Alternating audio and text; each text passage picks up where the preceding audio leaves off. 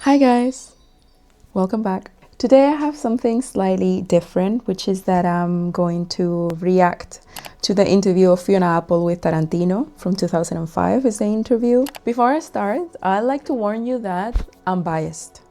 Very biased. So if you're like a huge Tarantino fan or something like that, maybe you're not gonna like it. The reason is pretty much that I don't like Tarantino. This is a great party trick for me, especially if I'm surrounded by film guys. And it always, starts a very funny debate where I have to give a very extensive explanation of why I don't like him. That has to convince my audience, in this case, creative art school guys, because otherwise I'll be burnt like a witch. So I'm gonna tell you my explanation so you don't burn me online. Okay, I know the art of cinema, right? I know why film is good. I understand the technicalities of cinema. I understand why Tarantino's films are good. I understand that they were much needed at the time, that they were revolutionary, that he has a very distinctive rhythm in his films, a very particular way of writing, that it's very exciting and it's very engaging for others. I get all that. Still, I've never watched a film of his that has made me feel like at the end of the film, I'm changed, that I'm a different person, that I acquired anything new into my life, a new perspective, a new feeling, that I've seen myself reflected, or that I've understood something about the character or life or whatever. Those are the kind of films that I like. That's my own criteria. And under my own criteria, Tarantino is not for me. Because I find his films incredibly boring and irrelevant. I think he has fun with violence, which is something that I like as well. I like films that are violent, but I think my understanding of violence is slightly different. I think his violence is very straightforward. It's very blood, katana, boom, cut your head, It's like a video game. And that's great, that's perfect. I'm all down for that. My boyfriend is a big Tarantino fan. Red flag. But in my case, I like violence that is constant and that is like there's this comedian in Spain, it's called Ignatius, and one of his comedian practices, or like the thing that he does, I don't know, the thing that he's known for, is because of a thing that he calls el grito sordo, which is like the deaf shout, deaf yelling, which is where he opens his mouth and he looks like he's shouting, but no sound comes out. It's just like a very dim, constant sound of pain. I think he got this from Nietzsche or something like that. Not that I'm gonna quote Nietzsche now, but I like films that are like that. I like films that are that. That's why I'm so obsessed with The Piano Teacher and all these films about repressed women. I like violence when it's just a constant weight on your shoulders. And there's no way of you to free yourself from it. You are your worst enemy. I like that violence, that tension. And I not so often enjoy violence that is, ¿cómo se llama when you react to something when it's improvised? That's the word. So yeah, that's my explanation of why I don't enjoy Tarantino that much. Fiona Apple, I don't actually know much about her music. And the few songs that I've listened to, I'm actually not a big fan. I've always thought that it's because I never took the time to get into her, to be honest, because I like her persona or the little things that I know about her. I know that she was marketed as this like next alternative pop star thing, and that with time she tried to step away from the limelight, and I've seen her speech at the MTV saying that this is all bullshit, why are you looking at this world, if you're at home just focus on your life, blah blah blah. This is a speech that I agree a lot with, and I think that is super relevant now with like the whole influencer frenzy. We have more famous people than ever and they're more irrelevant than ever. So let's watch. I'm not gonna talk anymore, I'm talking too much. Fiona is the quality singer-songwriter is not great. her generation. Her writing is so personal. Her the words quality and is not her so great, I'm rhymes sorry. and her phrases. With Quentin, people started realizing and appreciating again how important the director was. Say what again? The word that comes to mind is just unbridled. I'm the loud mouth, motor mouth, and she's the angelic little nymph. Quentin is famous for his writing and his directing, and for just him, the soul of him in everything that he does. And he's not just important because he's made these very, very popular movies, you know? It's not just that, it's him. He's got that kind of energy that a 6-year-old or an 8-year-old has where they're not yet self-conscious enough to worry about. They're not looking anywhere to find out what people's faces look like while they do things. They're just doing things. I've known what I want. You see, that sounds nice, right? That sounds like, oh, he doesn't care what people say, he's a free spirit. But that in a man is dangerous. Men have started wars for not looking around them and see how people are reacting. You get what I'm saying? This part, oh my God. She's basically saying that he's a child. I recently saw a video on TikTok that was about, I think it was the news in Sweden, about how they have this new type of kindergartens that are kind of compensating how we raise men and women, boys and girls socially, right? So girls, for example, they get encouraged to, you know, do games that are about leadership and violence and speaking out and being loud. And then the boys in the kindergarten, they get encouraged to do things that are soft, to take care of each other, to talk about their feelings. This is all kids' exercises.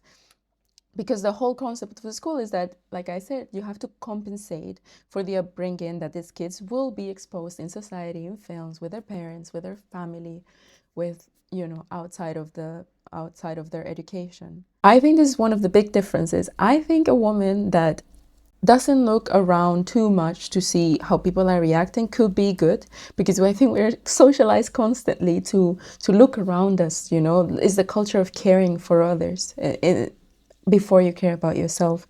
But in the case of this guy, and a lot of guys, not all of guys, but in the case of this guy, who is not a particularly introverted person or shy or anything like that, not looking around you to see how people are reacting to your things, especially because he's kind of in a position of power. It's so dangerous, Jesus. It's so freaking dangerous, honestly. I know she was probably saying as a compliment, but it tracks. And it does make sense because he does act like a kid. Since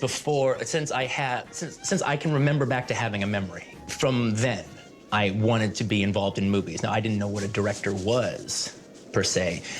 Oh, this video is gonna take long, by the way. So, you know, I just knew that that was the only thing I gave a damn about. That's the thing I loved, and so I wanted to be part of it. So when you're a little kid and you want to be part of it, what you see are the actors. So I wanted to be an actor, but it was about being involved in the movie. I don't even think I said actor, but it was more like, well, what do you want to do with it? I want to be in the movies. Action! My favorite movie when I was a little boy was Abbott and Costello Meet Frankenstein. I loved monster movies and I loved comedies. And in Abbott and Costello Meet Frankenstein, yeah, it's very funny when Abbott and Costello are around. But when they're gone, it's actually played very straight. And I actually remember having the thought, these are the best movies ever. When it's supposed to be funny, it's really funny. And when it's supposed to be scary, it's really scary. I can't believe they make movies like this. This is the best movie ever. So even as a real young child, I was making genre distinctions. I was noticing that there were genres, and I liked this genre, and I liked that genre, and actually blending them was like a really sexy thing to me. Even when I was a kid, I was so smart. I know he doesn't mean it like that, but I told you, this reaction is bias. I can't help but hate on this guy. I just can't help it. Also, sorry guys, I've been 2.5 minutes in and I'm already stopping so much. I've heard a lot of criticism to Fiona Apple and to her talent. A lot of people say that, you know, she's got certain pretty white privilege and stuff like that, that her music is actually not that, you know, special for the attention that it got. I'm just gonna say, I have no idea. I heard one song about her, the most famous one. Didn't quite enjoy her voice, but her lyricism is really nice. I had been playing Taylor Swift. piano very, very seriously, starting when I was about 11.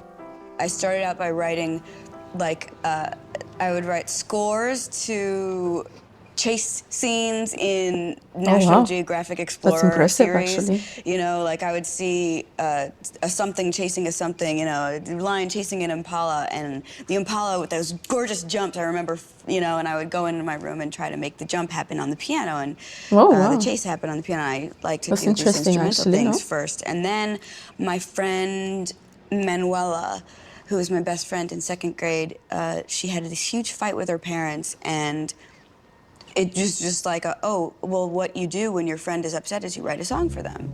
And so I wrote a song called Manuela, and then that's kind of started me writing songs with words. She's got such a gifted voice, and she's such a gifted performer and such a gifted musician, and you could talk about her for days and never even bring that up. Just talk about the writing, all right, and her words and her rhymes. I didn't get what he meant. Who's gonna bring that she's gifted? Herself? Like he does? Or he's gonna...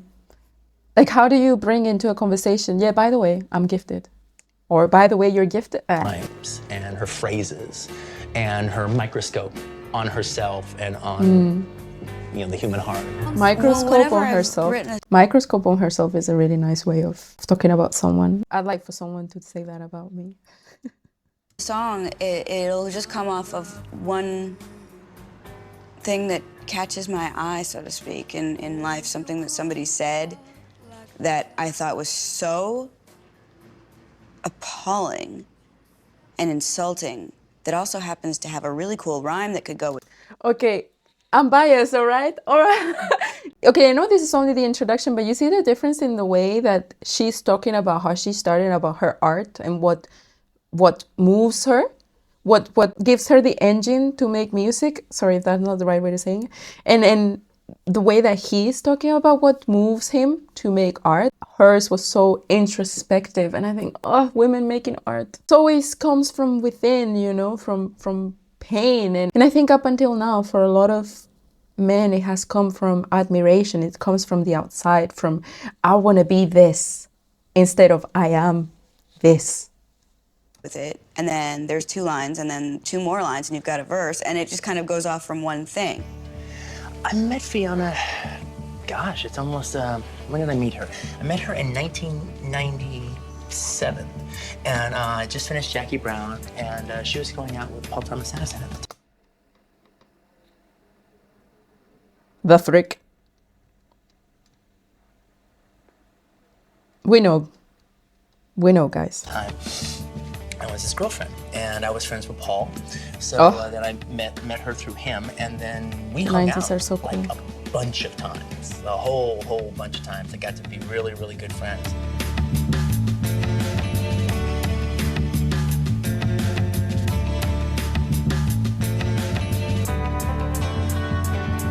Well, the first time I met him was in New York, and I had just met Paul Thomas Anderson, and we were together, and we went to Quentin's apartment, and I remember that I was walking across the street, and I saw in the gutter this videotape, and I picked it up, and it was somebody's student film. Can you imagine if they knew That's crazy. where it's gonna go right now? Because I'm gonna pick the student film up, and I'm gonna bring it in my bag, going down to meet Paul Thomas Anderson and Quentin Tarantino, and I'm gonna play the student film for them, and we'll see what it's like. And I thought that would be so cool if it was really great, and it turned out to be, and they all they did was make fun of it. It was really sad. But it was really funny to me just to go, oh my God, of all the places, if this kid only knew. Fuck, imagine it had gone the other way around. Like, if the film was actually good and they were like, I need to meet this kid. Like when Pharrell went to see that university and he met Maggie something. Where'd I leave my student film? Fuck, where is it? I've been coming here, God, for about 11 years now. It's a real cool, groovy, artistic town. Oh my God, I love that. It's a music town. Oh. It's a film town. It's really great that way. Yeah, it looks amazing. Oh, the US fascinates me. I feel equally fascinated and disgusted by it. I have to admit, I'm actually nervous about seeing her, because I haven't seen her in about 5 years. Look at him.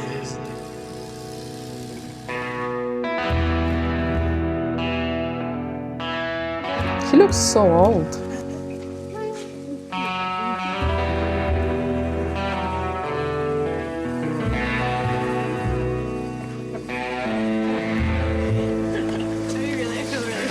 No. I mean, I actually, so you're a little nervous? No, I'm scared.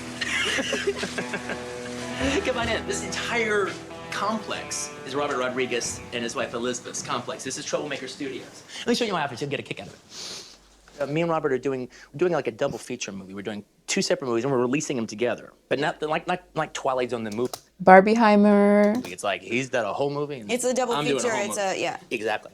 And I gotta show you, one of my things. These are all original 45s. Oh, really? The original labels. Like, to give you an example. But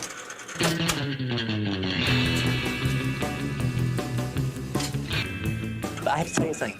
I just love Extraordinary Machine so much. Literally, after I got it, it was like, I'd go up in my record room every day, because right next to I have a record room right next to my bedroom. And it got to be one of those things where it was like one of those albums that I had to play every day for like weeks. That's the greatest thing to hear, because I can remember sitting in your record room and you were talking about other albums, and I was like, I want to be one of the albums that he's excited about. Oh, that was it. I know there is a complete groove in the carpet. All right,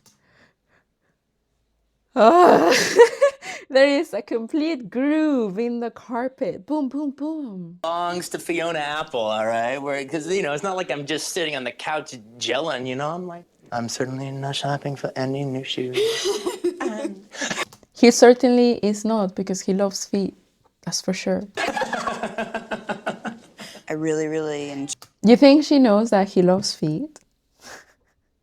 Maybe you think he said it in one of those nights that she had with him and Paul Thomas Anderson. Like, hey guys, by the way, feet, chef's kiss. Enjoy fitting words together, but I only enjoy it when it's kind of easy, when it just kind of rolls along by itself. I never. That can either go really well or really wrong. If it's good, it's amazing. If it's not, then it's just... erase or great. cross out anything. I hardly ever write anything down. The song will be completely written in my head before it's actually written down. I actually started breaking down some of her songs as far as just kind of looking for my favorite lines. And I found that, like, a lot of the lines that I loved the most, not all of them, but a lot of the lines I loved the most, all right, were of violent imagery. And she writes very violent sentences, all right, and invokes very violent imagery. And it's metaphorical, and she also means it at the exact same time. No, she did want to kill him at that moment. Not really, but yeah, really. My mom used to say that when there was anything wrong with me, that there would be 3 sounds. Oh, his way of looking at violence is just so literal. Ugh. I think he's probably saying that because he means it, because he has that fantasy of violence in his head, and he thinks that he's gonna... I'm just hating, okay? And there would Leave me be, alone. first the sound would be of me stomping down the hall to my room, then the door slamming, and then just all this banging on the piano. And I don't know, there was always something that I was drawn to about the piano because of its percussive nature. I guess in the same way that some people like to get their aggression out by playing drums or something, or hitting people. I like to hit the piano. Violence is one of the most cinematic things you can do with film. It's one of the most cinematic things. They're almost as if Edison and the Lumiere brothers invented the camera to film violence. He's just such a guy. Thing Oh that my cinema can do, God. that books can do, art can do, and music can't do on its own. It's a different thing. The perfectly done musical sequence, whether it be Wait, is he saying that art and books cannot, or yes, can? music can't do on its own. It's a different thing. That books can do, art can do, and music can't do on its own. It's a different thing. The perfectly done musical sequence, whether it be an... I think he's saying that books and art can, and then the music cannot. on its own. edited montage or a musical sequence and a violence sequence, they are the exact same thing.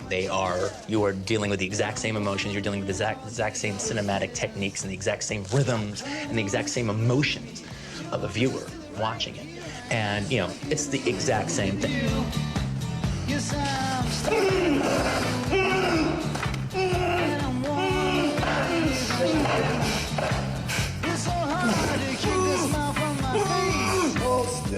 I got to know and had a very lovely relationship with Sam Fuller before he died. I met him on the film festival circuit, and I remember I was there with Reservoir Dogs, and he goes, "Okay, kid, so who's in your picture?" I go, "Harvey Keitel."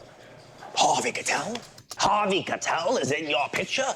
Who the hell are you to be making your first movie with Harvey Keitel? He's not a star, he's a planet." But he's like, "I'll tell you what I liked about your movie.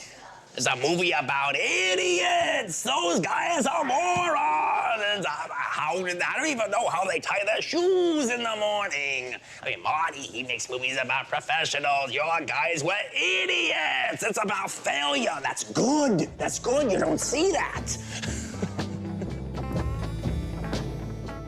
Here's the thing I had in my life. I knew before I never had to worry about that I was gonna die. Okay, before he says the next thing, I just want to say that I think one of the reasons why I don't like his films is because I don't usually like funny violence. It's like I said at the beginning, I like melancholic, all-encompassing violence, like air made of jelly around the character, not just like a breeze of guts. Before I made a movie, I knew I would never die. God put me on earth to do this thing. He's not gonna take me out before I can do it. Oh, really? So I can grow up in Los Angeles my whole life. I loved earthquakes.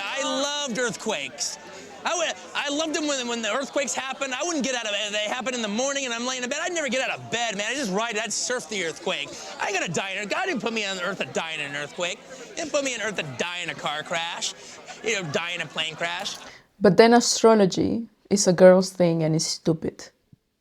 I don't even like astrology, but come on, man. After I did Pulp Fiction, maybe I could go now. Maybe I'd done what God wanted me to do. I'm really interested to see what Quentin does for the rest of his life, because what movies, because I have a feeling that they're gonna, that we don't really have a full picture of him yet. As strong as a personality in film as he is, I don't think it's all been put on the table yet. We haven't seen each other in 5 years. This is the first time we've seen each other. She saw me on one of the worst nights of my life. That was the Coked out in a room. last night? Dad, yeah. No, well, look, it was a When I hit the club, yeah, I'm bumping that. Emotional night for me. 3-6-5 fighter girl. My heart was shattered and broken into 1,000 pieces, and I went and saw her and Paul, and cried in their living room, and then they consoled me, but I look back on it very fondly because there's not that many human beings on the planet Earth that I share that with. I'm more inclined to crawl into the closet or climb under the bed until it's over. A man. So, we're doing this double feature with Robert, which is a real fun project for us because, we're best friends. So it's really cool, and he actually got the idea to do this just from hanging out at my house and hanging out at my theater and watching movies. He'd come over to my house and I'd, and when I show a movie, I'll have a bunch of trailers in front of it, and I show the film, and then I show him another film and some trailers in between that. And, my stuff is really lurid, so I really like exploitation kind of stuff. Anyway, so I show it to him. And I have posters all over my house. And some of the posters I have are these old, from either 50s or 60s, double feature posters. One and this one. Well, we want to deliver what these posters promised, but they never delivered in those movies. Yeah. That never happens in Invasion of the Mushroom People.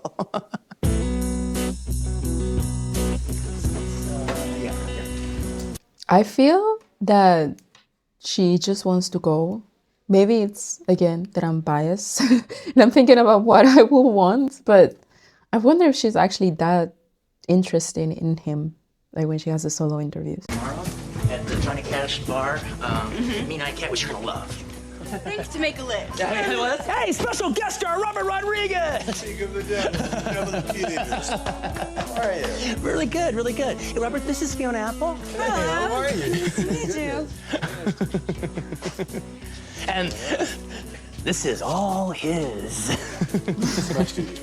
Well, it's our studios now. I invited him over, and he joined me, and now he's here. Who's this? Nice to meet you. And enjoy the rest of the tour. Thank you. Cool. Hey, thanks for letting us do this. Yeah. Sure, absolutely.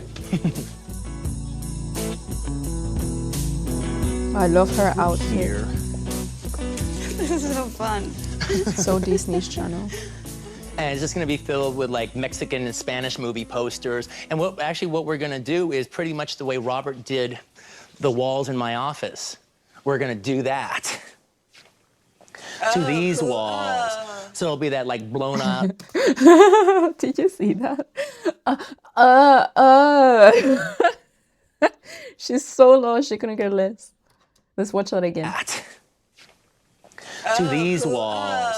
So it'll be that like blown up plaster and the the phantasmagorical of colors bleeding into each other. It won't be these. These are just to give you to give it an idea of what. This is where they are before they go to the bar later. Yeah, exactly. Before the trouble starts. Yeah, exactly. Before the trouble starts. Before things get rotten in Denmark. So what? Okay. Robert's story is like a zombie movie, and my story is like a slasher movie. All right, except as opposed to a guy with a hockey mask and a machete, he's the guy with a car. And now it's kind of cool. One of the things I'm doing in the movie is the New Zealand stunt girl. Yeah. In the film Zoe Bell, she's a real person. That was Uma's stunt double. Yeah. I was like, the name seemed familiar to me, so I looked it up. Yeah. Yeah, she was Uma Thurman's stunt double. So I'm casting her in the movie, and she's gonna play herself, and she's gonna do her own stunts. That's cool. And it's kind of cool also because I've never done a car chase before. So this is my first time like doing, and I wanted to be, if I'm gonna do it, I want it to be one of the best ever done in the history of cinema. So it's like, but that's really like throwing my hat. I think this guy has either ADHD or autism. ADHD because, like the talking and overexcitement and not being able to include the other person in the conversation. I have ADHD and that sometimes happens to me. Or maybe he's just a man. In a different ring, Kill Bill was the first time I'd ever done that kind of action before. Yeah, I remember seeing something you saying about that you thought that if a director could do action well, that those are the people who can direct action well are like the best directors. To me, they're the most cinematic directors, where like, they're taking That's the point. That's why I don't like him. Cinematic. What the fuck is cinematic? Like just fast scenes, like going one after the other. And I'm not saying like everything should be slow cinema. Because no, like that's really boring as well, But putting all your coins into making a cinematic film. The concept of a cinematic film is so masculine. They have made it so masculine. It's Marvel and superheroes and action films. And getting you hard. Yeah. And making you come, actually. And that would be the hardest, yeah. I really do think about it like that. As far as the audience is concerned. Like, I'm doing my own thing, but I'm thinking about the audience too, but not in a manipulative way. I am the audience. All right? It's like I'm jerking off the audience. I'm not expecting anyone to be, if they're sitting back watching it like this, didn't do it. Yeah, waiting for that last moment where it was this moment where the mirror all of a sudden realizing this is about to and then right. And so when you're sitting there and you're up on there and they're watching it like that and they're just waiting for it to crash and waiting for it to crash, and it is like a cum shot. Okay, waiting for it to crash. All right, and this guy has never felt any feeling in his life that is not horniness, that is not being horny. And in my channel, I talk a lot about sexual urge, being horny, wanting someone else. But it's not so literal, Like, when I talk about horniness, it's about the deep sensation of wanting another body in whatever way you might want that. Caressing, sexual act, whatever, Like, it goes so much past just like, I just need to get it out of the way. Ugh. It's like a feeling deep inside of you. It's a fucking fire that burns you, that you will risk your life for. And this guy is just like, everything is sex. Everything is Shit. If at the last moment, they want it. At that moment in time, they want it to happen as much as the bad guy does. They want it, that's what they paid to see. And if at the last moment they averted. That's blue balls. Yeah, no, you're right. No, that is me. No, that's me just director as torturer. Director as fuck with ya. Because I can. During the 80s when I wanted to make movies, which was probably... She's like, I'm just gonna give a chance to the weird guy. Except she's weird and cool and pretty, and he's just... one of the most repressive times. He's just a guy that has been told that he's really smart. In Hollywood cinema was that kind of touchstone 80s era, and like there would seem to be so many rules about films as far as like the heroes can't be this and they can't be that and they can't be unlikable and like everyone has to be likable for every second and all these kind of things. And one of my favorite like cinematic scenes of all time was the opening scene in Pedro Almodovar's Matador of the guy jerking Pedro Almodóvar, put some respect on his name. To slasher films. And I was like, oh man, that is touched by God genius moment.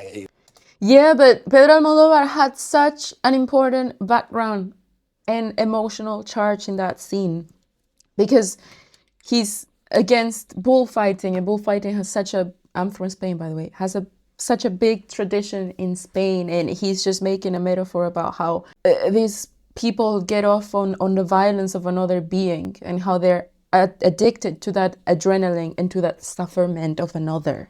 He's not just doing it to be edgy. That's the point. That's the point. Opening shot of a guy jerking off to slasher films. That is so cool. It's not heartbreaking. It's not scary. It's not terrifying. It's cool. And I remember like telling some of the guys at Video Archives that I worked at, I was like, man, I'd love to do an opening like that in a movie sometime. That would be really cool. And then somebody goes, cool. They wouldn't let you.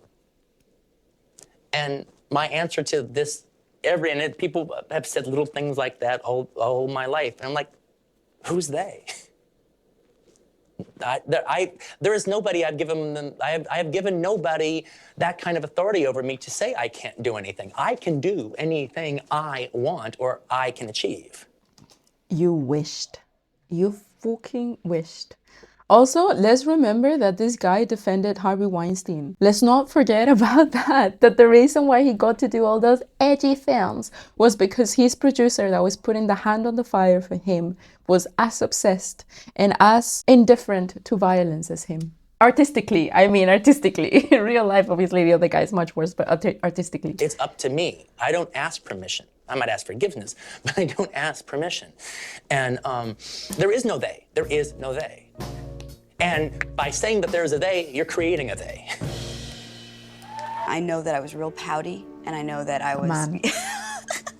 And I know that I was also being yanked around everywhere, and that I had good reason to be pouty, but I just know that I was so miserable. The whole reason why I wanted to make an album in the first place was because I was so tired of trying to explain my personality to people. I was so uncomfortable with the social situations that I really, really thought that if I had a CD of songs that I could just put that out in the world, and then everyone would understand me, and then I would have all the friends in the world. And of course, what happened to me in my particular situation, I think most people find out that what they thought, they thought if they got rich or if they got famous that everything was going to be solved, and it wasn't. But in my case, not only did I not get what I wanted, I got exactly the opposite of what I wanted to have happen. Instead of having everybody be my friend and understand me, everybody thought I was awful. Let me tattoo these fucking sentences that she's saying on my freaking fucking forehead. On my forehead, man. Oh my God. The difference in between their ethos behind their work is so astonishing, astounding. I don't know the word. Good. It has a certain cockiness in it. Like, I'm gonna do it. I don't care. There's no they. They, it's a word that you create for yourself. Like, as if there is not an actual person or entity or institution or whatever actually stopping you from doing what you want. He wants to make films to be cool because he believes that his vision has a space into the world. And I get that. Fine, for him, fine, whatever. But I love her way of making art more. And I think it's heartbreaking. And I think that if you're a little bit creative, you get it. Like, you get it. I get it. I get what she's saying, you know? Like, when you like to draw as a kid and you stopped, like, copying things and you started making things, and there was a certain need for people to understand you, especially if you were, like, a very sensitive kid, which I was. Weak. Yeah, and sometimes when you explain yourself, when you're a little bit like out of the norm and then you explain yourself, it's actually worse than if you hadn't explained yourself. You know, people are not happy with your answers, and that happens a lot, especially when you grow up, I think. Maybe when you're a teenager, people just don't listen to you. But when you're a bit more grown up, people listen to you and they don't give a fuck about what you're saying. They just have this set of ideas that they think that is right or wrong, and that, you know, the fact that they have aged a bit gives them some kind of confirmation that they are right or wrong, and they're just going to judge you no matter what. And I think that's the story that she's saying, and I feel sorry for her. That was very interesting to hear. Girlhood. Having everybody be my friend. Fucking hell. That's still me. Like, I'm 26. It's so stupid to just be like, oh, I wish I had more friends. I wish everyone would like me. I know that not everyone can like me. And, you know, friends come and go, but I have that feeling every day. Like, one of the reasons why I started social media is because I recently moved and I left my best friend in a different country. I have some friends here, but I don't feel like they fully understand me. And I felt like maybe online I could find an outlet, just putting my words out there even if nobody hears them. Fiona Apple, I might start listening to her.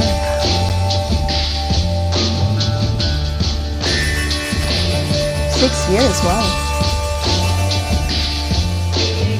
I like Jackie Brown. I mean, I didn't The love entire it, time that we hung out and we knew each other was during my 6 years off. Yeah. And, you know, and I knew I was going to make a movie again, but I was in no hurry. I was I remember really, you just being like, you were, I was happy living life. yeah. And you know what, and in a weird way, it's funny. You're really one of the only people that I know that has done what I've done for the same reasons and what I consider the right reasons. Yeah. I got a lot of shit too, like after the last album, like from people that were close to me, like being like, you have to keep on working, you're being lazy. You have to get to the next thing. You're wasting what you've got. You've got this great opportunity. You've got, you know. Right. And it's like, no, really, if I were to force myself to do it, then it would be crap. Yeah. And that's what a lot of people are so crappy about, and that's why people get awful and they lose their thing. Directors don't get better as they get older. They get worse. All right. They get very out of touch. Is there anybody that you can think of that's gotten better? There's a couple of people, but not many. All right, and especially if It's true. Again, I'm not trying to be crude for effect, but you know, this. Yeah. You know, when it goes soft, it goes soft, and it looks like it.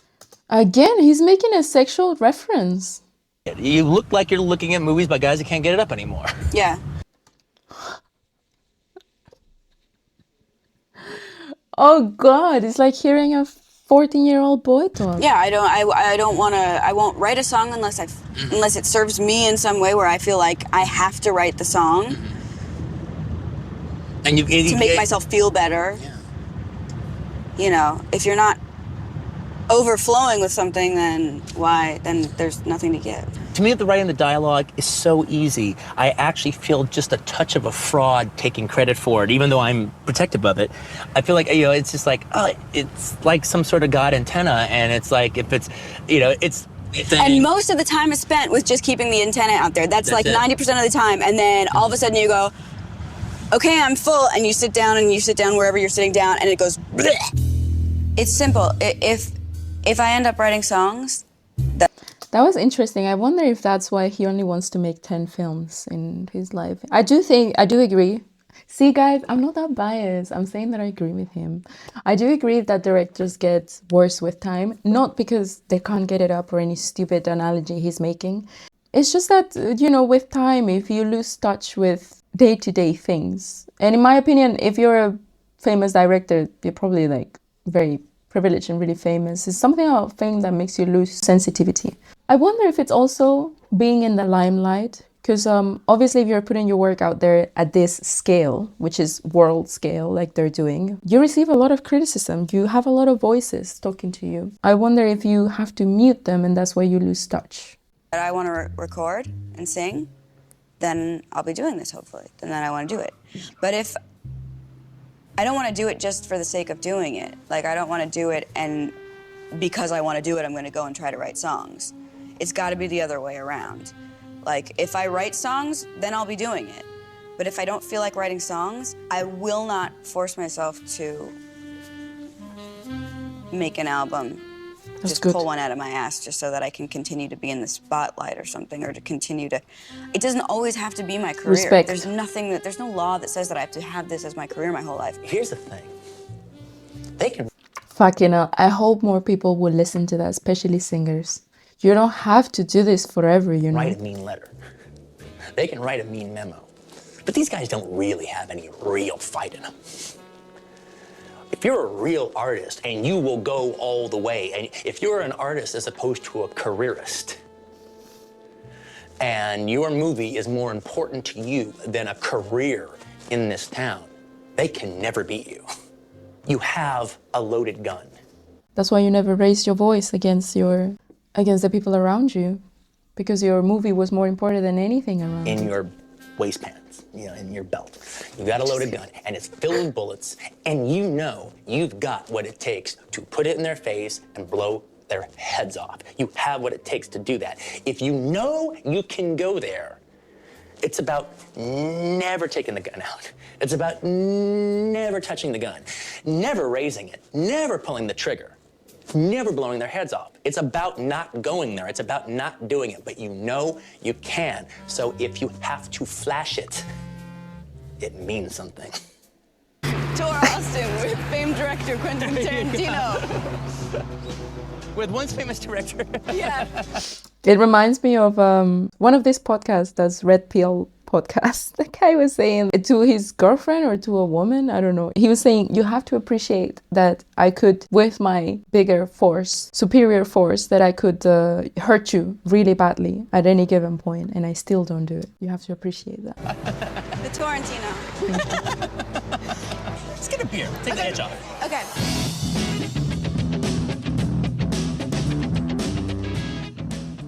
Hey, y'all. Yeah, it's the boy band sing-along, right? Oh, yeah. Excellent. I Want It That Way. The best song of the boy band era. Sing a little bit. No! Oh, don't! I swear to God, I don't want to know. It's right there. Laminitas.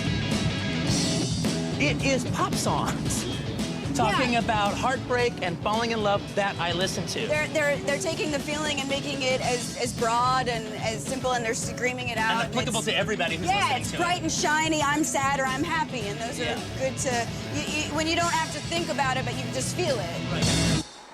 Right. You know, I really, really, really honestly do not know if I will ever write a song again, or if I'll. Right, yeah. If you have just made something, you should They're drunk. I like fucking that. feel like you've got nothing left in you. Yeah, I considered making Kill Bill like me climbing Mount Everest. That was a big mountain that I created, and I climbed it. And I taught myself how to climb as I climbed it. Now that I've climbed Mount Everest, I don't know if these little hills over here are gonna be so attractive, but I don't know if I wanna like start that expedition all over again either. That was a big motherfucking thing. Well, I met Francis Coppola's wife, Ellie Coppola.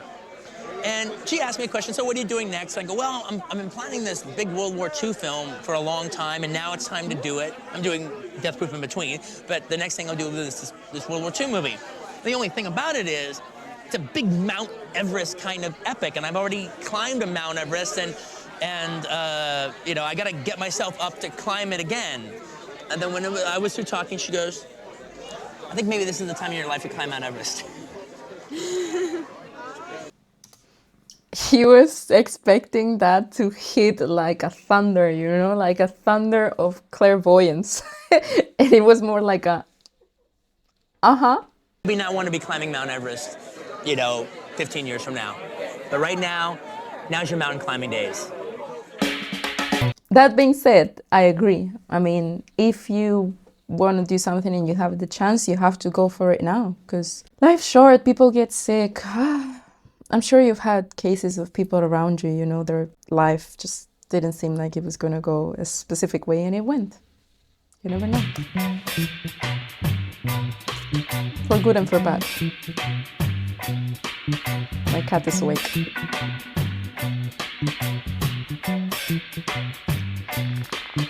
What, Brookie?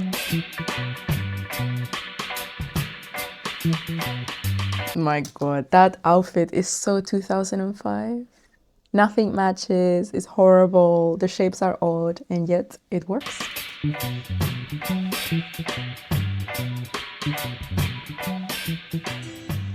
I'm a sound check virgin. I've never been to a sound check before. It's very exciting.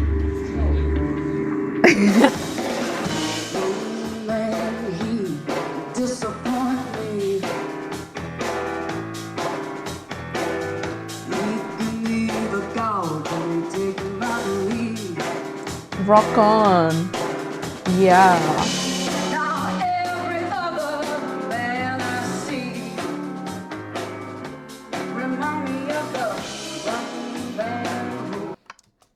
I have a question. Yo, chat.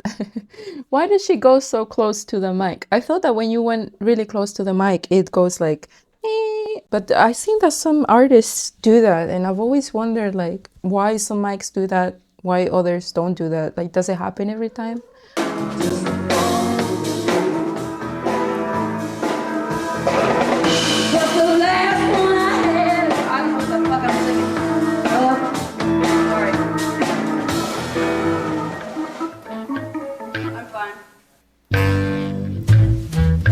Not a big fan, I'm sorry guys.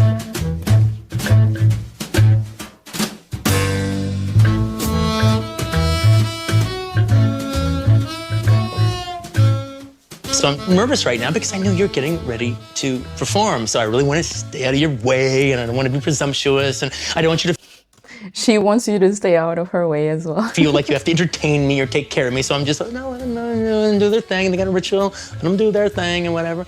But you actually made me feel very comfortable. Thanks. I think like a long time ago, I used to feel really weird, like before the shows, leading up to the shows. But I haven't gotten stage fright in a long time, actually. Like, and so I don't. Stage fright is an experience. If you know, you know. I don't really feel like, and like because all this time, like because of like just things having fucked up so much before, and it's been okay. Like it's now actually become actual fun. One thing I like about this documentary is the little production that these people have on themselves. I just said that in a very complicated way to just say that. I appreciate that they look pretty natural, you know? She's wearing makeup, sure, but she doesn't have her hair done. It doesn't look like it's professional makeup, just something that she did fast at home. She's wearing a normal outfit. I feel like we've lost that kind of naturality, you know? Is that the word? I don't know. And he's pretty just a chill guy as well in terms of his outfit and stuff like that. Now it'd be like full beat, full outfit, kind of very Kardashian-esque. Done a lot of bad things for reality shows.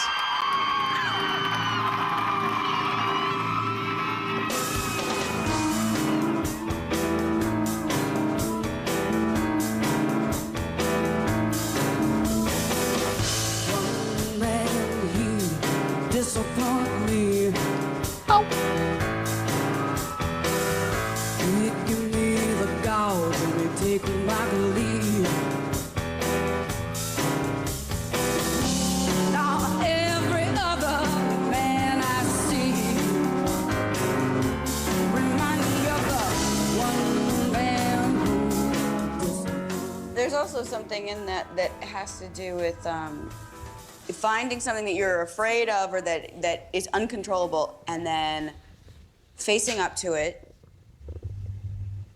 and then it becoming and turning it into something else.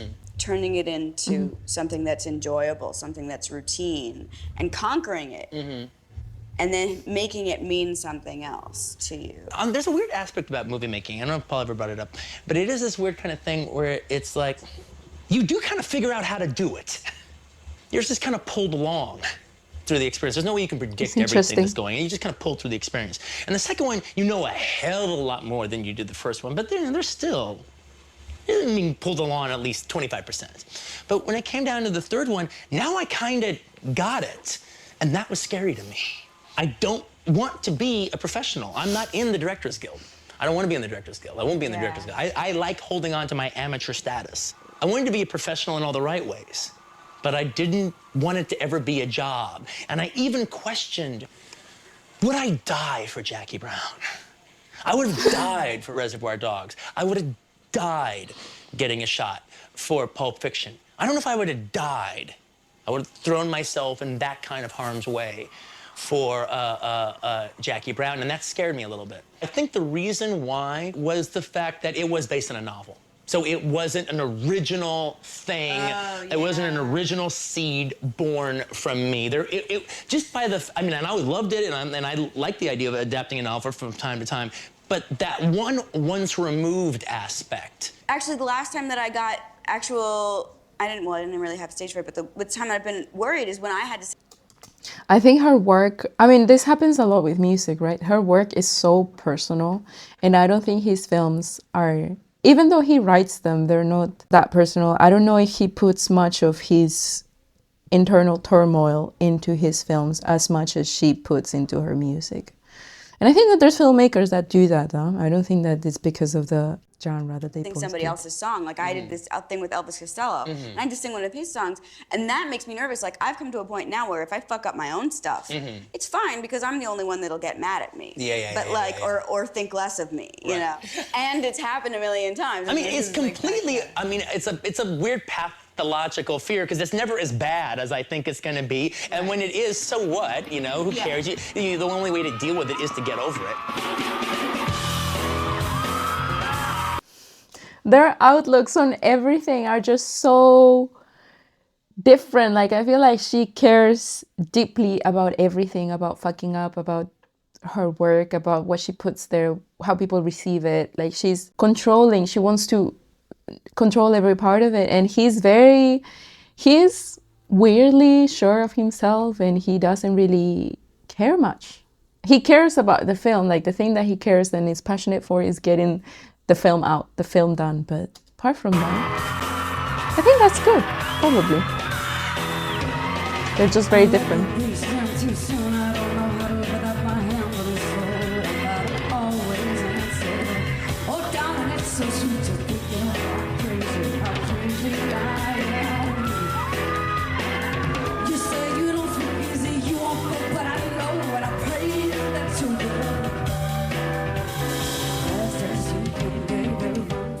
The time in my life when I'm completely, really at ease and not thinking about anything and purely in the moment is when I'm singing. It's when I'm playing the music. I do admit that. My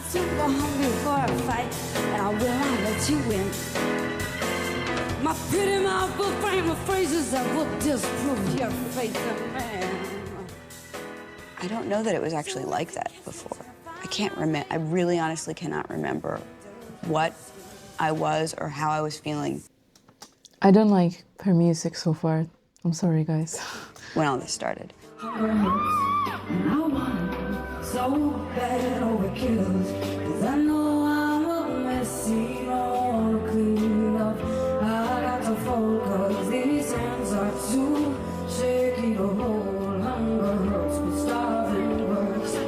Fangirl.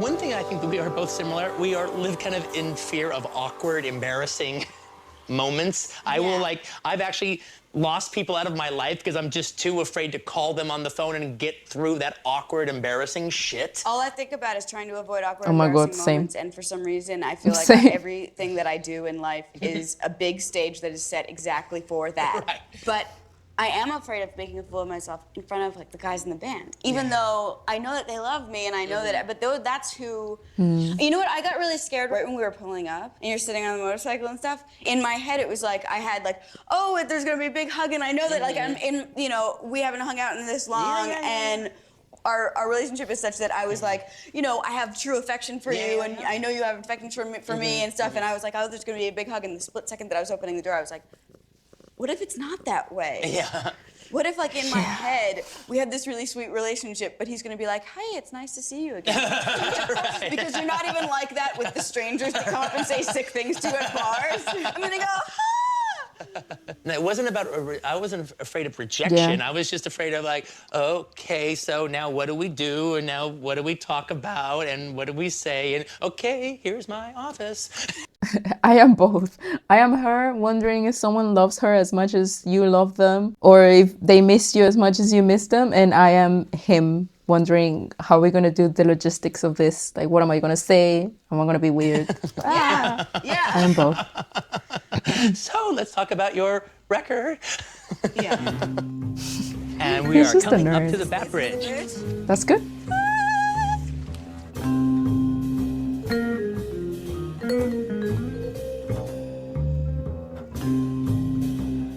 Oh.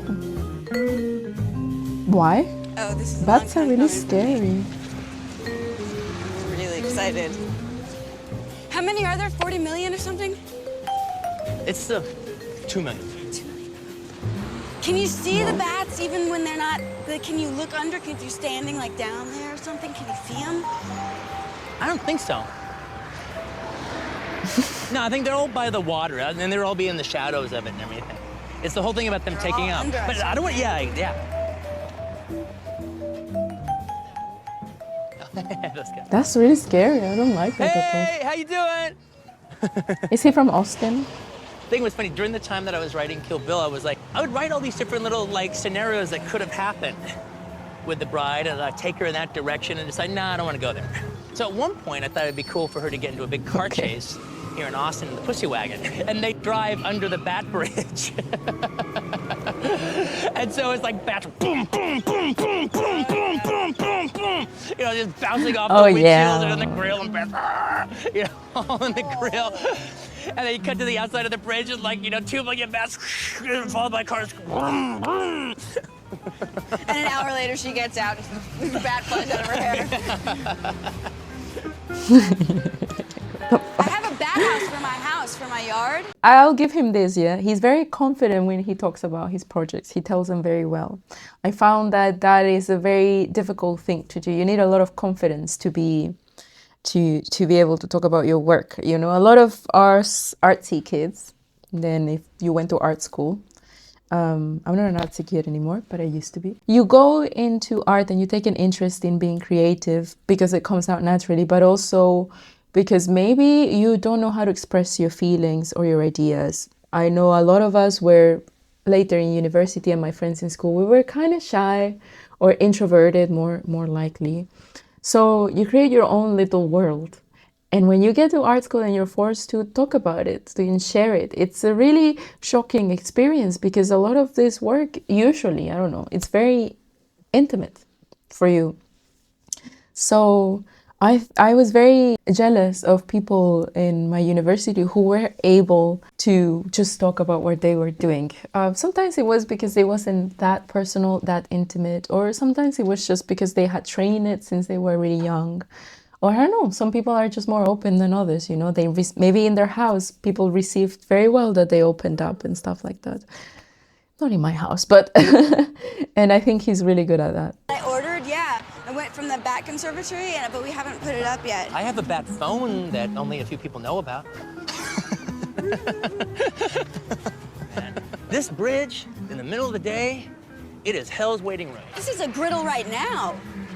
Hey, this is so nothing.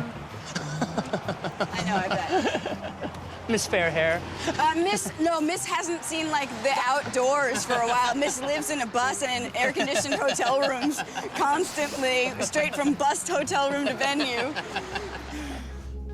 I'll always go for like being alone before I'll go for going out or doing anything or I don't. This is exactly what I was telling you about being I introverted talk and on the stuff. phone, and I don't. I spend so much time by myself, and I've really gotten down on myself about that before in the past, about like, you know, I should want to be social more. I should want to be going out. I should want to, it's not, there's got to be something unhealthy about this, but I have to spend the whole day in pretty much silence and boredom, and I have to just bore myself and make myself so sick of being alone that I'm hungry to be around all those people. Kind of same, to be honest. Really, really, I thank you so much I mean, not with the concerts, but in life for in coming general. out and sweating with all of us.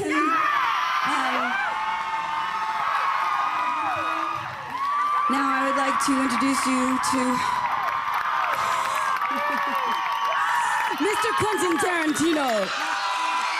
Mr. Quentin Tarantino. Another beautiful, beautiful, beautiful man. Sorry,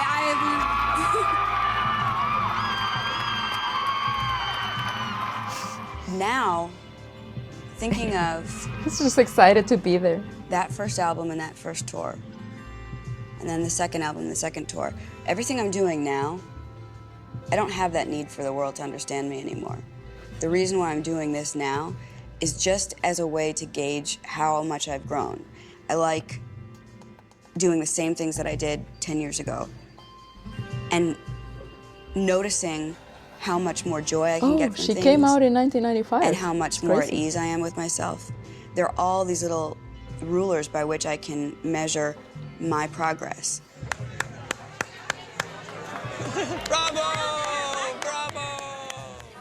Whether it's fame or ruin, or hardship, or good times, or happy, or sad, or profitable, or destitute, whatever the deal is, you go down your own road, and maybe your rewards are today, or maybe your rewards will be tomorrow, or maybe your rewards will be in another life, but it is, you know, you're going your own way. Quentin Tarantino, you don't know how much I need this right now. I have a lot of things in my life. 2025 has been a terrible year. I fucking hate it. I'm so ready for it to go. Chiquita! My fucking cat. Chiquita, out of there. I'm so ready for it to finish, like I was saying. But I'm struggling a bit with this YouTube channel because nobody sees my videos, and that's hard. Because, you know, especially with the last one, I put so much effort into it, and I'm putting a lot of effort into part 2, and it's getting no views, and it's hard. So you just have to keep going. So thank you, Quentin Tarantino. Maybe I will even like him after this video. Where do you live now? I have a house in Venice. Oh, you do? Yeah. Oh, that's a wonderful area for you. Yeah, it's really nice. It's But that's actually one of the. You can hear him, you can hear him. Oh, she's so excited. That's them.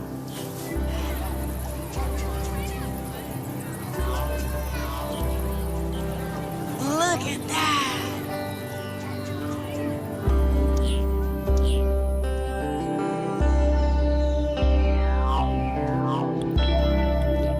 That's nice. That's super scary. This is the first time alone we've ever had Yeah, together. I think you're right. Not that we had tons of intense conversation. We had tons of intense stuff, but it was always you were a couple. Yeah. And the two of you took off most of the conversation. Not surprised. That's actually a cool thing. I get to know this Fiona. Wow. What did you guys think of that? Do you know what? The ending was pretty wholesome. I didn't completely hated him. And I think that Fiona didn't hate him either. I have a feeling that he just cares about one thing in the world, and that's his films. Maybe he's changed now, maybe he's older. He was, I guess, still starting when he made this. I really enjoy this format. I think we should recuperate putting two artists together and have them just go to normal things and do normal stuff. I think now we're more wary of media. I think celebrities now only go into something if they feel like they're gonna be protected. We don't really know what is behind a lot of artists. Obviously, they put out their music, they put out their art, whatever it is, and that should be enough to talk about themselves. But I'm of the thought that no, it's not enough. I like to hear an artist talk about their work and about themselves. Not telling me their private life or the gossip, just tell me what's in your mind. Like, where are your reference from? How did you come to this conclusion? Who are you? For me, that's something that it's important. And I know that there's people from the school of thought that art should speak for itself. Do I like Quentin Tarantino now? No. I just don't like his films. I'm not a big fan of who he is as well, because there's people that maybe I don't like their art too much, but I enjoy them, like Fiona Apple. I don't think I like her music, but I enjoy her. Judging by the video, she found herself in an industry that she didn't think that she was going to be a part of. And I think it's because of this thing that she says that she was misunderstood. And I get it. I get it. When you've been raised slightly misunderstood, or like with the notion, when people make you feel that you're a bit strange or that they don't understand what you're doing, what you're saying, it's like you yearn to be in the spotlight, to be accepted. But at the same time, you have a feeling that you will always stay in the margins. And I think that then when you are accepted, it's a slap in the face, because usually people are accepted is because they have the qualities to be accepted, like they're extroverted and open and they have the same tastes. And sometimes you get like a pink apple in a basket of green apples, you know, and that is Fiona, and you get that person that is unique, infiltrated into the mainstream, and they feel completely out of place. At the point in history where they're the most accepted and the most loved, they feel completely out of place. That's how she struck me. I mean, she literally said it. So I hope you enjoyed this video. I'm just gonna shout out. Please like this video, subscribe if you want to see more. Let's have a lot of conversations about film and girlhood and just life. And let's see each other next time. Bye bye. Thank you.